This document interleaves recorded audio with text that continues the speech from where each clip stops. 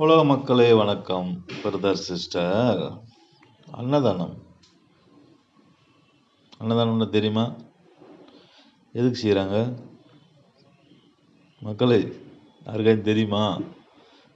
இவ்வளோ பேர் சாப்பிட்றீங்களே, அன்னதானம் எதுக்கு பண்ணுறாங்க? என்ன பிடிச்ச தரித்திரம் உன்னோட போ. இந்த தைப்பவன் கூட சொல்லுவாங்களே, நோலிமயன் தெருவோடு போண்டு. அந்த மாதிரி நான் உனக்கு சோறு வாங்கி கொடுத்து அன்னதானம் பண்ணல, என்ன பிடிச்ச தரித்திரம் உன்னோட போண்டு தான் அர்த்தம். இதான் நான் படித்த படிப்பு. தாத்தா பாட்டி எனக்கு சொல்லி கொடுத்தது. அன்னதானம் பண்ணோம்டா நம்மளை பிடிச்ச கூட போயிடும், நம்மளை பிடிச்ச பாவம் போயிடும், நம்ம செஞ்ச பாவம் போயிடும். இது யாருக்கு போகும்? உங்களுக்கு.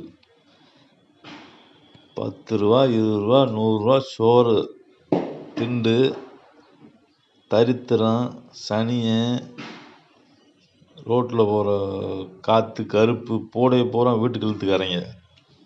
மக்களே, என்ன மக்களே இப்படி தரித்திரத்தை விலைக்கு வாங்கிட்டு வரீங்க வீட்டுக்கு?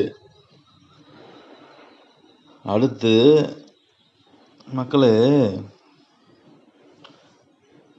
பாட்டி சோறு ஊற்ற மாட்டா நம்ம வேலை செய்யாமல், அம்மா சோறு ஊற்ற மாட்டா நம்ம வேலை செய்யாமல், பொண்டாட்டி சோறு ஊற்ற மாட்டா நம்ம வேலை செய்யாமல், ஒருத்தன் அன்னதானம் பண்ணுறான்டா, அவன் எப்படி பண்ணுவேன்? அவனும் மனுஷன் தானே? சொல்லுங்க மக்களே. கூட பிறந்த அக்கா தங்கச்சி சோறு ஊற்ற மாட்டா, தாத்தா பாட்டிக்கு பித்த பிள்ளைய சோறு ஊற்ற மாட்டுது, அப்புறம் எப்படி அன்னதானம் பண்ணுறான்? இதெல்லாம் நீங்கள் யோசிக்க வேணாமா? தரித்திரம், பல தரித்திரத்தை நீங்கள் போய் திண்டுட்டு வரீங்க. மக்களை நான் சொல்கிறது புரிஞ்சா? ஒரு குடும்பம் அன்னதானம் பண்ணதுண்டா அவங்க தரித்திரம் பூரா உனக்கு அனுப்புகிறாங்க.